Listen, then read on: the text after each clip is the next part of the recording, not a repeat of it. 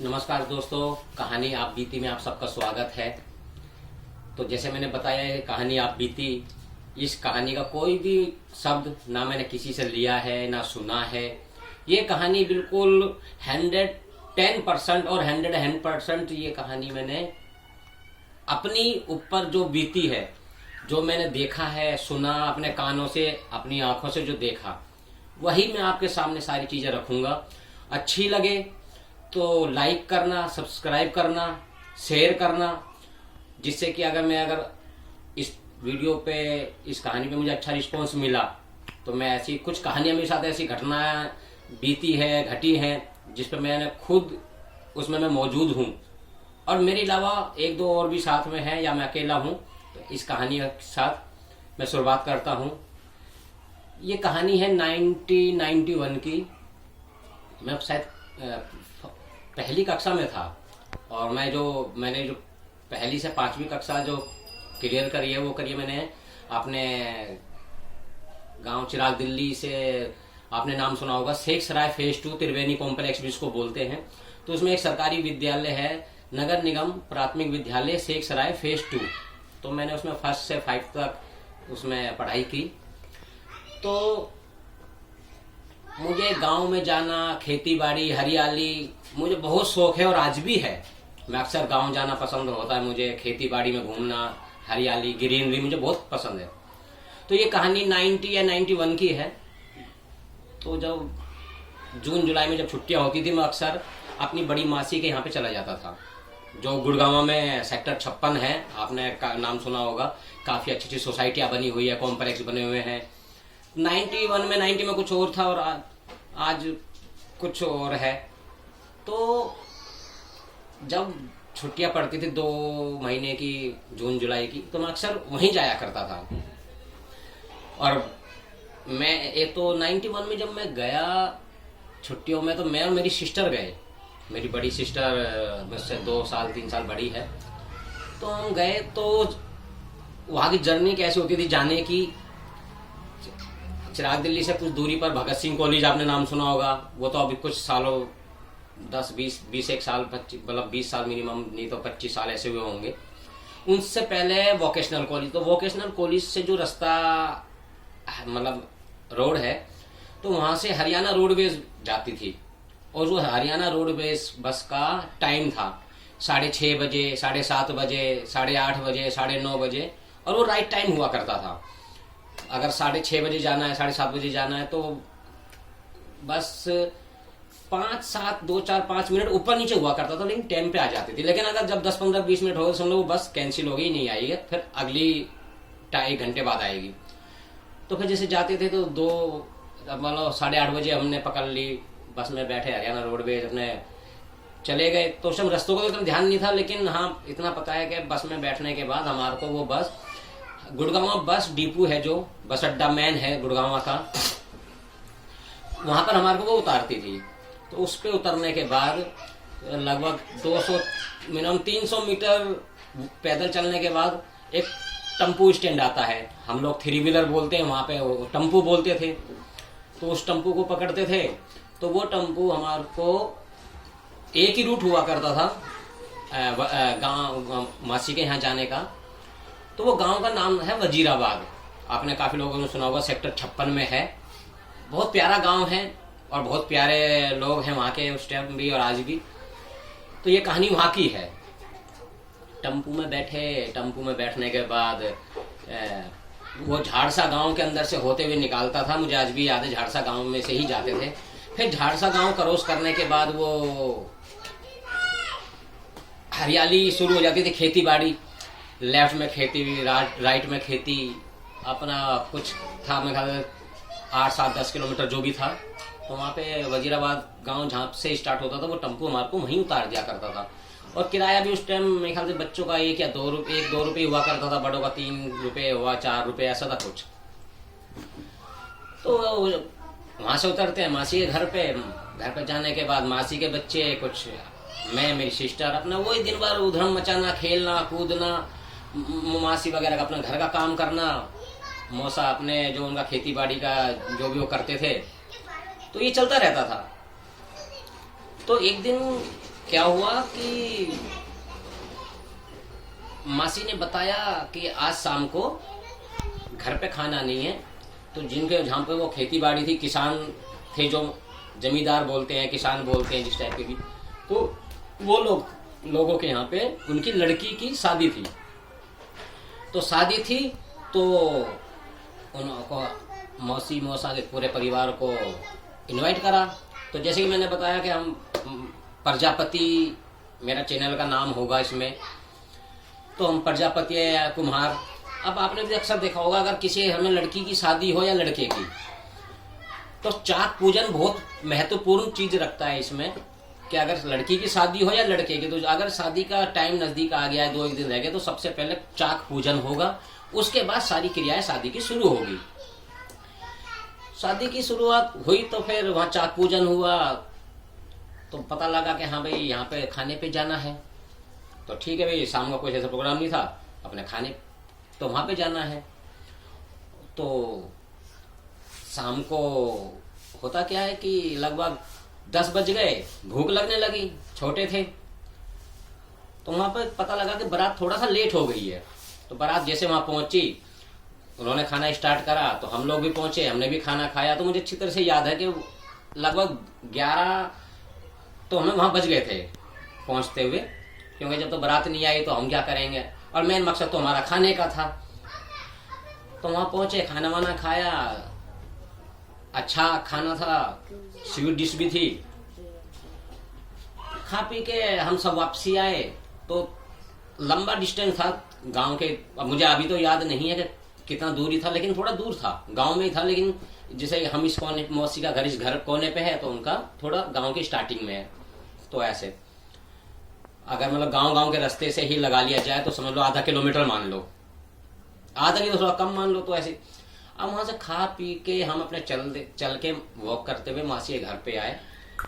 तो अक्सर क्या हुआ करता था, मासी के छत पर हम सब सोते थे, बच्चे, जो मासी के बच्चे और मैं, मेरी सिस्टर। तो गांव जैसा ही घर हुआ करते थे, कच्चे, छान पड़ी हुई है, तो ऐसा कोई पक्की नहीं। लाइटों का कुछ ऐसा था कि लाइट 7-8 मतलब मिनिमम 8 बजे तो ऐसा लगता था बिल्कुल सन्नाटा, लाइट नहीं दिखाई दे रही, अंधेरा, कोई आने जाने वाला भी ऐसा दिखाई नहीं दे रहा। हल्का फुल्का कोई आता जाता नजर आ जाए, वो भी 8-9 बजे तक, उसके बाद कुछ नहीं। तो जो मेन चीज है मैं अब आपको बताता हूं कि मेरी जो मासी का घर है वजीराबाद गांव में। तो मैं एक चीज और बता दूं कि इस कहानी को सुनाने का मतलब मेरा कोई आपका दिल दुखाना या मेरी किसी बात से आपको ठेस पहुंचे, कुछ मेरी तरफ से भी अगर आपको कुछ लगे तो मैं उससे आपसे हाथ जोड़ के माफी मांगता हूं, चाहूंगा माफ करना मुझे भी। ये कहानी मैंने इसलिए सुनाई कि मेरे दोनों बच्चों को मैं ये कहानी सुनाया करता था, अपनी ये 4-5 जो मैंने कहानी बताई आपको, तो उनको बहुत अच्छी लगी। वो तो डेली पापा वो वाली कहानी सुनाओ, वजीराबाद वाली कहानी सुनाओ, जिम कोऑपरेट नेशनल पार्क की कहानी सुनाओ। तो मैं उनको भी बताता था। तो वो कुछ टाइम से मेरे से, नहीं पापा कहानी को इसको बड़ी कर करके सुनाओ, आप छोटी में सुना दो। बच्चे तो मैं शॉर्टकट में सुना दिया करता था।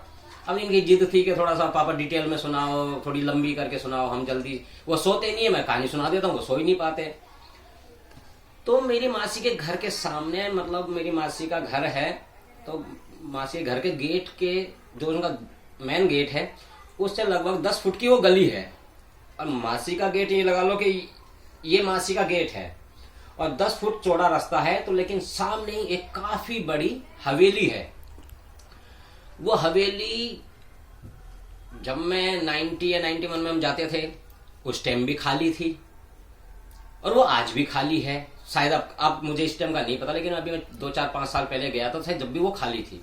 और काफी बड़ी हवेली, ये नहीं कोई छोटी मोटी, मतलब ग्राउंड फर्स्ट सेकंड लगाओ तो ग्राउंड फर्स्ट और सेकंड, इतनी बड़ी। और हवेली भी काफी लंबी चौड़ी है, नहीं कि नॉर्मल हवेली है। तो वो हवेली, तो जब तक मुझे उस हवेली के बारे में कुछ पता नहीं था, ना ही मुझे कभी जानने की कोशिश की, ना कुछ, अपना मन मौजी थे, बच्चे थे, यार दोस्त। वहां पे बहुत प्यारे प्यारे यार दोस्त भी बने मेरे। वहां पे राजू भाई, एक राजू भाई के छोटे भाई थे, उनका नाम मैं भूल रहा हूँ क्योंकि काफी समय हो गया। उस टाइम हम साथ खेलते कूदते थे। एक हैन्नू करके भाई था, उसका नाम भी शायद राजू था, हैन्नू करके भी।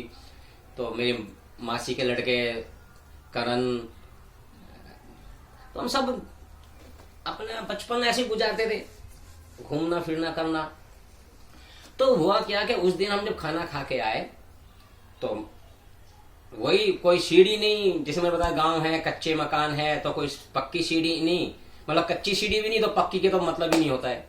आपने वही दीवार पे पैर रख के चढ़ना, फिर मकान पे। तो मकान ऐसा था मासी का कि 2 कमरे पक्के बने हुए थे, मतलब पक्के उस टाइम के तो हम पक्के बोल सकते हैं। एक 10 बाई 10 का कमरा इधर, 10 बाई का 10 कमरा इधर, और बाकी सामने छान पड़ी हुई है, वो जो भूसे की, जो आपने देखा होगा गाँव में अक्सर होता है ऐसी। तो हम डेली ऊपर ही सोते थे। तो उस दिन मैं और मेरी सिस्टर जाके ऊपर खाना खा के, हमें तो ऊपर ही सोना है। अब हम जाके बिस्तरे लगे हुए हैं, तो उस दिन बिस्तरे सभी के थे, मौसी के बच्चों के भी थे, हमारे भी थे, जैसे हम, और डेली का रूटीन था हमारा। सिस्टर अपने इधर अपने सो गई, मैं इधर जाके लेट गया, इंतजार कर रहे हैं कि मासी के बच्चे भी आएंगे, मासी के बच्चे भी आएंगे, लेकिन कोई नहीं आ रहा है। अब टाइम का फिर मुझे याद नहीं है कि उस टाइम फिर क्या टाइम हो रहा था।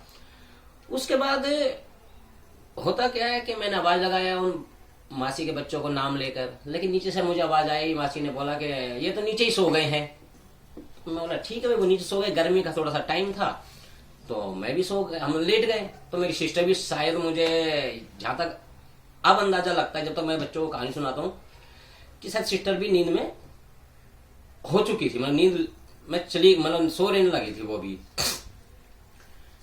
तो मैं अपने लेटा हुआ हूँ, खाना वाना खाया हुआ, कुछ दिमाग में कुछ नहीं है, बस मैं आसमान की तरफ मेरी फेस है और देख रहा हूँ। गांव में मेरा जाने का शौक, जिसमें आपको बताया गांव में हरियाली ऐसी जगह जाने का शौक ये है कि अगर आप कभी भी गांव जैसी जगह पे देहात में जाते हो, गांव में जाते हो कहीं भी, या पहाड़ी एरिया में जाते हो, हिमाचल चले जाओ, उत्तराखंड जाओ, तो आप वहां पे देखते हैं कि आसमान तारों से भरपूर भरा नजर आता है। ऐसा लगता है जैसे कि किसी ने कोयले की आग, तसला टाइप का जो होता है उसमें जला रखे, वो जैसे लाल लाल जलते रहते हैं, ऐसे ही सेम पूरा आसमान तारों से भरा हुआ। तो उसको देख रहा था मैं। अब टाइम का मुझे पता नहीं, तो अचानक होता क्या है, अचानक क्या हुआ कि मेरे कानों के पास अजीब सी एक आवाज आती है, और वो आवाज आती है छम छम छम, इस टाइप की आवाज आ रही है। मैंने देखा, इधर उधर कुछ नजर नहीं आया, जैसे मैंने अभी बताया कि अंधेरा चारों तरफ, कोई मतलब ही नहीं कुछ भी। अब इधर उधर देखा, कुछ नहीं। मैं फिर अपने आसमान की तरफ देखने लगा, फिर वो आवाज कंटिन्यू ही शुरू हो गई, और आवाज का साउंड है जो, वो भी बढ़ गया, जो जितना पहले आ रहा था उससे डबल मान लो। छम छम छम, एक जैसे कि भारी पाजेब है, घुंघरू टाइप की है, और वो बहुत जबरदस्त कोई, और ऐसा महसूस हो रहा है जैसे वो आवाज सिर्फ मेरे कानों पर ही बजाई जा रही है। मैंने देखा इधर उधर, कुछ नहीं, और आवाज बहुत जबरदस्त आने लगी। मैंने अपनी सिस्टर को बोला, उसका नाम लिया, बहन ऐसे ऐसे। तो शायद वो नींद में थी, जैसे मैंने बताया, तो वो कहती है कि हाँ आ तो रही है आवाज, लेकिन हो सकता है कोई लेडीज कुएं पे पानी भर रही है। और वो इतना कहकर वो फिर अपने सो गई। लेकिन मैंने देखा, फिर मैं उठा, मैंने उठ के चारों तरफ इधर उधर देखा, लेकिन ना तो वहां, मतलब अंधेरा, जब वहां में जैसे मैंने आपको बताया कि 8 बजे ही अंधेरा हो जाता है बिल्कुल, तो 9, 10, 11, 12 बजे तक वहां कोई मतलब ही नहीं है। लेकिन मैंने सिर्फ जो मेरे दिमाग में घूम रहा था कि इतनी रात को कौन लेडीज कुएं पे पानी भरेगी। अब गांव में तो कुएं पे पानी भरना जायज था, लेकिन अंधेरे में कौन भरेगी, लेकिन हो सकता है कोई भर रही हो। लेकिन जब आवाज आ रही है, तो होता ना कई बार कि ये आवाज इधर से आ रही है, अरे यार ये आवाज तो इधर से आ रही है, लेकिन ऐसा कुछ यही नहीं आ रहा कि आवाज आ कहां से रही है। और बस मैं इधर उधर देखा, मैं लेट गया। लेटने के बाद जब मैं जैसे उस टाइम तो मैं आसमान पे देख रहा हूँ, लेकिन उसके बाद मैंने क्या करा, अपने हाथ पे, और मैंने बताया घर ऐसा कि बस ऊपर 2 कमरे हैं, और कमरे के पीछे गली है। वो गली, जैसे कि मैं आपको कैसे बताऊं, जैसे कि ये छत है, ये छत है, और हम ऐसे सो रहे हैं, ये मेरी सिस्टर इधर सो रही है, इधर मैं सो रहा हूं, और इधर पूरी गली है, आने जाने का काफी बड़ी गली है वो।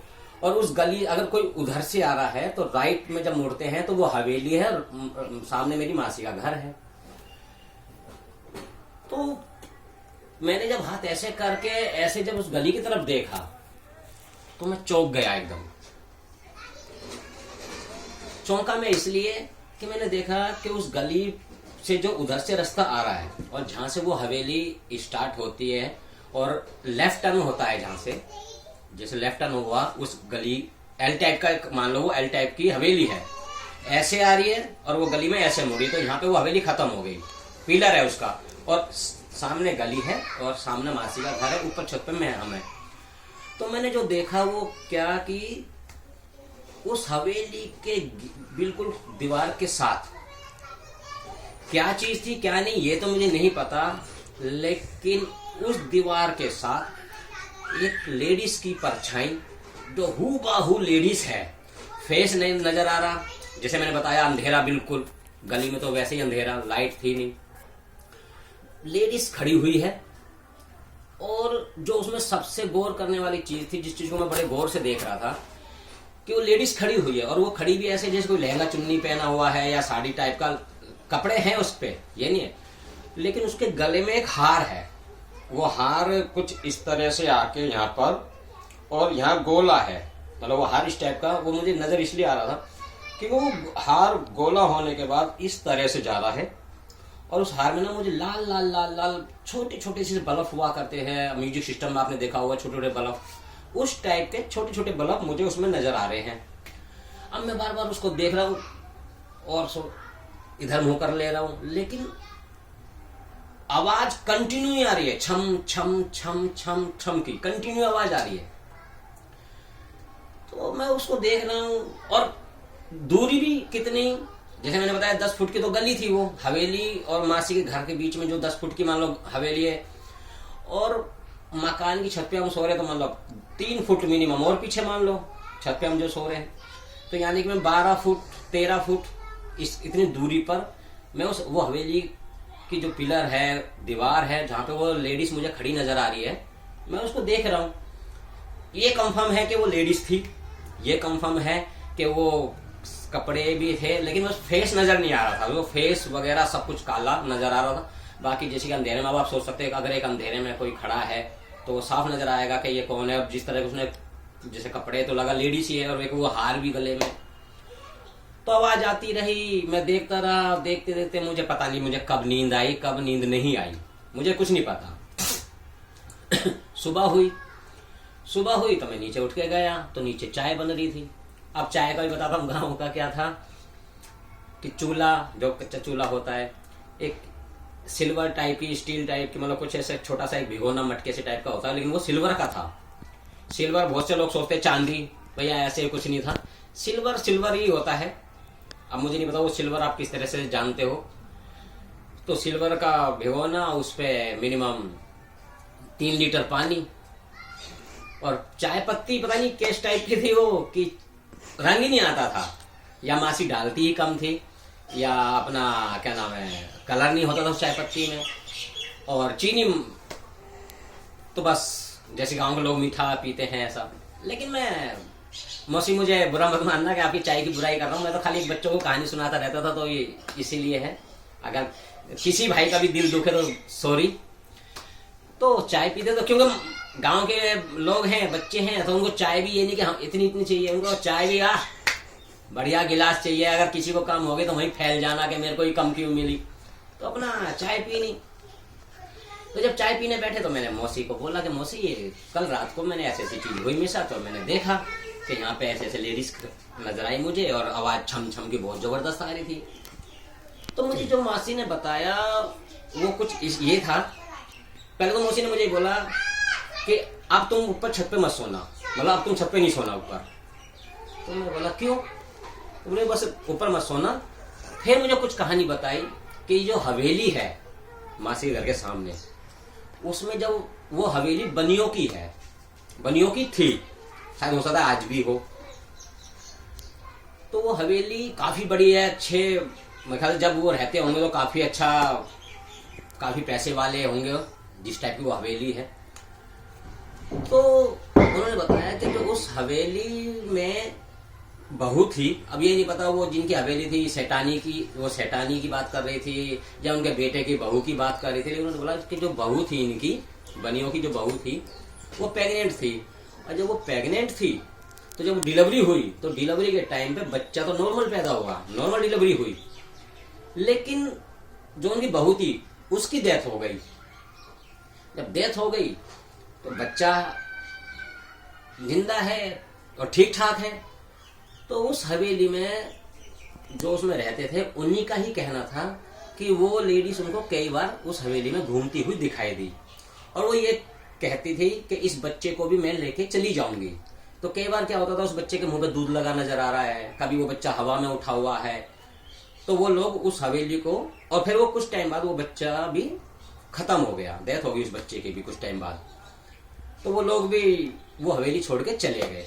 लेकिन अब ये नहीं पता मुझे अपनी तरफ से कि वो हवेली क्यों छोड़ के चले गए। हो सकता है उन्होंने कहीं और खरीद लिया, अच्छे पैसे वाले थे तो छोड़ गए कि ठीक है यार नहीं रहना, जमीन जायदाद ज्यादा हो गई, या कहीं बाहर विदेश सेटल हो गए, या कहीं अदर स्टेट में सेटल हो गए, ये भी नहीं पता।